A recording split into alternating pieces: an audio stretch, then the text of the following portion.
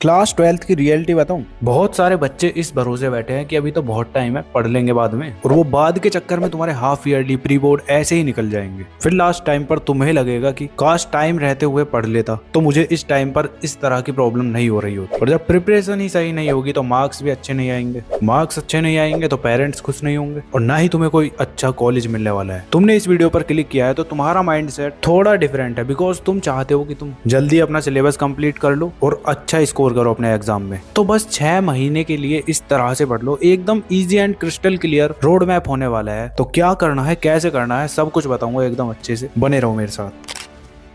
So hi everyone, this is Mukul Bhardwaj और आज की वीडियो में हम बात कर रहे होंगे क्लास 12 साइंस स्ट्रीम के अगले 6 महीने के रोड मैप की, जिसके अंदर हम अपने सिलेबस को कंप्लीट कर रहे होंगे और साथ ही साथ उसका रिवीजन भी कर रहे होंगे। तो वीडियो एकदम मजेदार होने वाला है, तो कॉपी पेन लेकर बैठ जाओ, जो मैं बताऊंगा उसको अच्छे से लिख लेना, समझे, वरना स्क्रीनशॉट ले लेना। सबसे पहले मैं तुम्हें बताऊंगा मस्ट डू थिंग, जो कि तुम्हें सभी सब्जेक्ट के लिए करनी है। उसके बाद मैं तुम्हें चैप्टर वाइज सिक्वेंस बताऊंगा सभी सब्जेक्ट के लिए, और फिर उन सब्जेक्ट की स्ट्रेटजी टिप्स, क्या इफेक्टिव तरीका है उनको पढ़ने का। ठीक है, तो मेरी जान स्टार्टिंग करते हैं मस्ट डू थिंग्स से। तो ये 4 थिंग्स तुम्हें अपने सभी सब्जेक्ट के लिए फॉलो करनी है, जिसमें सबसे पहले है कि तुम्हें डेली प्रैक्टिस करनी है। हर सब्जेक्ट के लिए थोड़ा थोड़ा टाइम निकालो और रेगुलर प्रैक्टिस करो। ऐसा नहीं है कि तुम्हें पूरा दिन 8-10 घंटे की सेल्फ स्टडी करनी है, तुम्हें बस सिंपली अपने तीनों मेन सब्जेक्ट को ना 1-1 घंटा ही देना है बस, और डेली जो भी तुम्हें चीजें मिलती है उनकी डेली प्रैक्टिस करो। ठीक है, इसके बाद तुम्हें PYQ सभी सब्जेक्ट के लिए सॉल्व करने हैं, और ध्यान रखना लास्ट 5 से 10 ईयर्स के तुम्हारे प्रीवियस ईयर क्वेश्चंस होने चाहिए। PYQs बहुत ही ज्यादा इंपॉर्टेंट होते हैं,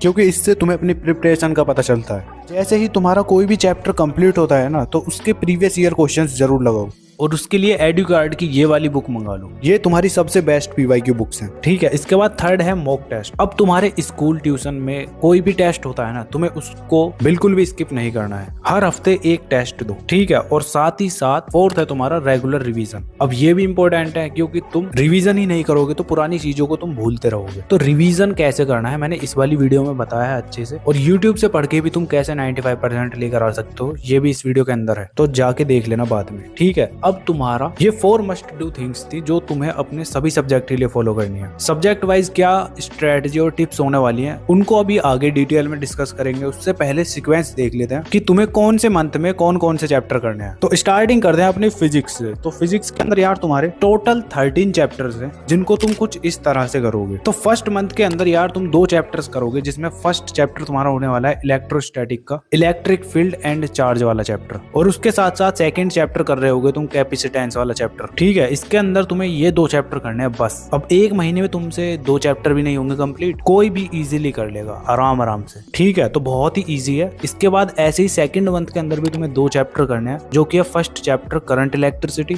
और सेकंड चैप्टर है तुम्हारा मूविंग चार्ज एंड मैग्नेटिज्म वाला चैप्टर। ठीक है, इसके बाद थर्ड मंथ में तुम कर रहे होगे मैग्नेटिज्म एंड मैटर वाला चैप्टर, और उसके साथ साथ इलेक्ट्रोमैग्नेटिक इंडक्शन वाला चैप्टर। यही करना है बस तुम्हें इस मंथ के अंदर। ठीक है, इसके बाद फोर्थ मंथ आता है। फोर्थ मंथ में तुम कर रहे होगे alternative current plus electromagnetic waves वाला चैप्टर। तो फोर्थ मंथ में तुम्हें बस यही करना है। इसके बाद आता है तुम्हारा फिफ्थ मंथ, जिसके अंदर तुम कर रहे होगे ray optics and optical instrument वाला चैप्टर, और उसके साथ साथ वेव ऑप्टिक्स वाला चैप्टर। ठीक है, जब उसको कर लेते हो तो उसके बाद तुम्हारा लास्ट मंथ आता है, जिसके अंदर तुम करोगे dual nature of matter and radiation, और उसके साथ साथ एटम्स एंड न्यूक्लियाई, और लास्ट चैप्टर इलेक्ट्रॉनिक डिवाइस। तो इस मंथ के अंदर तुम्हें 3 चैप्टर करने हैं बस। तो कोई इतनी बड़ी बात नहीं है, तुम इजीली कर लोगे। अब तुम्हें करना कैसे है, उसके लिए तुम स्ट्रेटजी और टिप्स वाले पार्ट को आगे देखोगे। ठीक है, इसके बाद बात करते हैं केमिस्ट्री के चैप्टर सीक्वेंस की। तो यार केमिस्ट्री में तुम्हारे 10 चैप्टर्स हैं बस, जिनको तुम 6 मंथ के अंदर कुछ इस तरह से कर रहे होगे। फर्स्ट मंथ में तुम करोगे सॉल्यूशन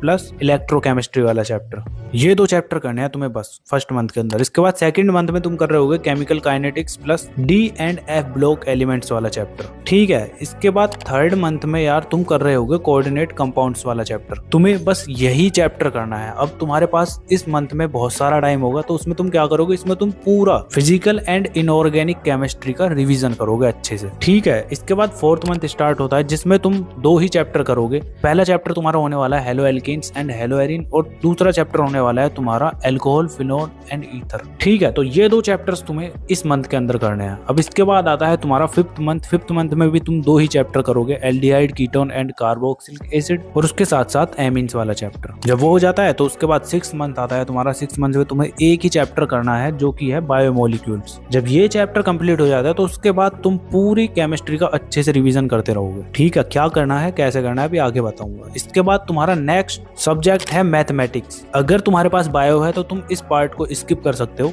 बायो का चैप्टर सीक्वेंस आ गया है। तो अगर तुम्हारे पास मैथमेटिक्स है तो तुम इस पार्ट को देखोगे। तो 6 मंथ के अंदर यार तुम्हें कुछ इस तरह से अपने चैप्टर्स को करना है। फर्स्ट मंथ में तुम रिलेशन एंड फंक्शन वाला चैप्टर करोगे और उसके साथ साथ इनवर्स ट्रिग्नोमेट्री फंक्शंस वाला चैप्टर करोगे। ठीक है, तो 2 चैप्टर तुम्हें फर्स्ट मंथ के अंदर करने हैं। इसके बाद सेकंड मंथ में तुम कर रहे होगे matrix plus determinants and plus continuity. तो सेकंड मंथ में तुम्हें 2 प्रॉपर चैप्टर करने हैं और एक थर्ड चैप्टर का हाफ पोर्शन तुम्हें कंप्लीट करना है जो कि तुम्हारा कंटिन्यूटी। ठीक है, इसके बाद थर्ड मंथ के अंदर तुम 2 चैप्टर करोगे, जिसमें फर्स्ट तुम जो तुम्हारा हाफ बचा हुआ था ना उस चैप्टर का उसको करोगे जो कि है डिफरेंशिएबिलिटी, एंड उसके साथ साथ तुम करोगे एप्लीकेशन ऑफ डेरिवेटिव्स। ठीक है, तो यही चैप्टर तुम्हें इस मंथ के अंदर करना है। इसके बाद 4th मंथ आता है जिसके अंदर तुम कर रहे होगे integrals plus application of integrals वाला चैप्टर। तो ये 2 चैप्टर तुम्हें 4th मंथ में करना है। इसके बाद 5th मंथ में यार तुम कर रहे होगे डिफरेंशियल इक्वेशंस और उसके साथ साथ वेक्टर अलजेब्रा और 3D जियोमेट्री। ये 3 चैप्टर तुम्हें 5th मंथ के अंदर करना है। ठीक है, इजीली कर लोगे। अब इसके बाद तुम्हारा लास्ट मंथ बचता है जिसके अंदर तुम लीनियर प्रोग्रामिंग प्लस प्रोबेबिलिटी वाला चैप्टर करोगे। तो 6 मंथ के अंदर तुम इस तरह से अपने इन चैप्टर्स को कर रहे होगे। अब इसके बाद तुम्हारा नेक्स्ट सब्जेक्ट है बायोलॉजी। अगर तुम्हारे पास मैथ्स है तो इस पार्ट को स्किप कर दो, सिंपल आगे की टिप्स एंड स्ट्रेटजी देख लो। तो यार बायो वालों को फर्स्ट मंथ के अंदर करना है sexual reproduction in flowering plants plus human reproduction. ठीक है, ये 2 चैप्टर तुम्हें करने हैं। इसके बाद सेकंड मंथ के अंदर यार तुम इन 2 चैप्टर्स को कर रहे होगे। ठीक है, थर्ड मंथ के अंदर यार तुम अपने बायो के इन 2 चैप्टर्स को करोगे। 4th मंथ में तुम इन 2 चैप्टर्स को कर रहे होगे जो कि तुम इजीली कर लोगे। ठीक है, इसके बाद 5th मंथ में तुम्हारे ये 2 चैप्टर्स होने वाले हैं जिनको तुम्हें अच्छे से कर लेना है। ठीक है, इसके बाद 6th मंथ के अंदर यार तुम इन 3 चैप्टर्स को करोगे जो कि तुम्हारे इतने कोई टफ नहीं है। ठीक है, तो तुम्हारे टोटल 13 चैप्टर्स हैं, इनको तुम कुछ इस तरह से ही कर रहे होगे। ठीक है, सीक्वेंस का तुम्हें पता चल चुका है। अब इस वीडियो का सबसे इंपॉर्टेंट पार्ट आता है जो कि है सब्जेक्ट वाइज टिप्स। तो सेम स्टार्टिंग फिजिक्स से ही करते हैं। तो फिजिक्स के अंदर यार तुम्हें इन 5 स्टेप्स को फॉलो करना है अगर तुम्हें इस सब्जेक्ट में फुल स्कोर करना है। तो स्टेप 1 में तुम यार कॉन्सेप्ट्स को तगड़े करने के लिए तुम वीडियोस देख सकते हो। कहाँ पे? यूट्यूब पर। तो अगर तुम्हें कॉन्सेप्ट तगड़े करने हैं ना, या तो तुम्हारा टीचर अच्छा होना चाहिए, और अगर नहीं है तो फिर यूट्यूब जिंदाबाद, उस पर तुम देख सकते हो वीडियोस, और साथ ही साथ तुम्हारी NCERT पर अच्छी पकड़ होनी चाहिए। ठीक है, तो स्टेप 1 तुम्हारा यही है। इसके बाद स्टेप 2 में यार तुम्हें जितने भी तुम्हारे एक चैप्टर के अंदर फॉर्मूला होते हैं ना, उनको तुम्हें अलग से एक सीट बना लेनी है, सीट या नोटबुक टाइप, जिसमें तुम्हें खाली फॉर्मूले लिखने हैं। अब उससे फायदा ये होने वाला है कि तुम जब भी न्यूमेरिकल सॉल्व करने के लिए बैठोगे ना, तो तुम उस फॉर्मूला सीट को खोल के बैठ जाना। अगर तुम्हें फॉर्मूला याद भी नहीं है ना, तो उसमें से देख देख के क्वेश्चंस को सॉल्व करते रहना, और तुम खुद देखोगे कि वो फॉर्मूला तुम्हारे दिमाग में अपने आप ही बैठ चुके हैं। ठीक है, तो स्टेप 3 तुम्हारा यही था कि तुम्हें डेली 3 से 5 न्यूमेरिकल्स डिफरेंट टॉपिक्स के सॉल्व करने हैं, और क्वेश्चन प्रैक्टिस तुम इस बुक के अंदर से ही कर रहे होगे। लिंक मैं तुम्हें डिस्क्रिप्शन में दे दूंगा, अभी देखते रहो वीडियो। इसके बाद 4th स्टेप में तुम जितनी भी तुम्हारी डेरिवेशन है, रे फील्ड डायग्राम्स हैं, उनकी भी तुम्हें प्रैक्टिस डेली अच्छे से करते रहना है। बिकॉज रे डायग्राम्स और डेरिवेशंस पर तुम्हारी अच्छी पकड़ होगी ना, तो तुम्हें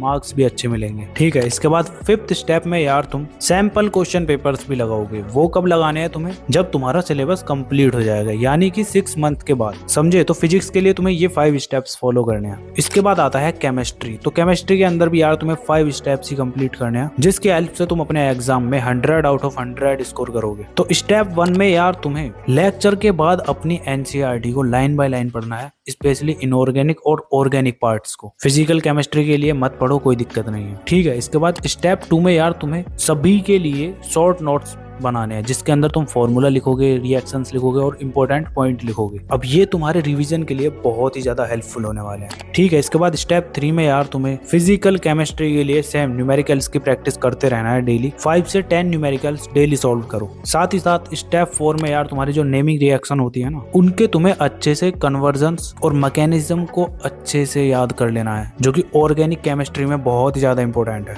ठीक है, इसके बाद स्टेप 5 में हर चैप्टर के बाद तुम्हें एक टेस्ट बनाना है या फिर अपने टीचर से बनवा लेना है या फिर चैट जीपीटी या डीप सीक से बनवा लो। वैसे उसकी इतनी जरूरत पड़ने की नहीं है, तुम इस बुक के क्वेश्चंस को लगाओगे ना वो भी तुम्हारे एकदम टेस्ट की तरह ही होंगे, क्योंकि बोर्ड एग्जाम में इसी टाइप के क्वेश्चंस होते हैं। क्योंकि कॉम्पिटेंसी बेस्ड क्वेश्चंस ज्यादा पूछे जा रहे हैं, तो वो भी तुम्हें पहले से ही तैयार करना है इस बुक की हेल्प से। जैसे ही तुम्हारा एक चैप्टर कंप्लीट होता है तो उसका तुम्हें रिवीजन करना है। वो कैसे? उस टेस्ट को देखना है तुम्हारे मार्क्स कितने आते हैं। जो क्वेश्चंस तुमसे नहीं बनते उसका दोबारा से रिवीजन करो जाके। तो सिंपली कुछ यही स्टेप्स थे केमिस्ट्री के लिए, इनको अच्छे से फॉलो कर लेना, ठीक है। इसके बाद नेक्स्ट सब्जेक्ट है मैथमेटिक्स, जिसके अंदर स्टेप 1 में तुम्हें क्या करना है, जितने भी तुम्हारे चैप्टर के फॉर्मूला है ना सेम, उनको एक चैप्टर के फॉर्मूला एक पेज पर अच्छे से लिख लो। अगर ज्यादा है तो 2 पेज पर लिख लो। सिंपल तुम्हें फॉर्मूला शीट बनानी है बस, ठीक है। स्टेप 2 में क्या करोगे, जैसे तुम्हें कोई एक टॉपिक पढ़ना है तो उस टॉपिक को अच्छे से पढ़ो यूट्यूब की हेल्प से और उसके एग्जाम्पल्स देखो, और उसके बाद फिर एटलीस्ट 10 क्वेश्चन सॉल्व करो उस टॉपिक के। और क्वेश्चंस कहाँ से सॉल्व करने हैं, एनसीईआरटी के और इस बुक के, इन दोनों बुक्स के क्वेश्चंस लगा लो, इजीली तुम फुल मार्क्स स्कोर करोगे। ऐसे ही तुम्हें जितने भी तुम्हारा टॉपिक है ना सबके लिए यही फॉर्मूला यूज करना है, ठीक है। इसके बाद थर्ड स्टेप है, तुम्हें जितने भी तुम्हारे एनसीईआरटी और एग्जाम्पलर है ना उनकी भी तुम्हें प्रैक्टिस करते रहना है। एक महीने में 2 चैप्टर करने हैं, तो इसका मतलब तुम्हारे पास टाइम ही टाइम है, तो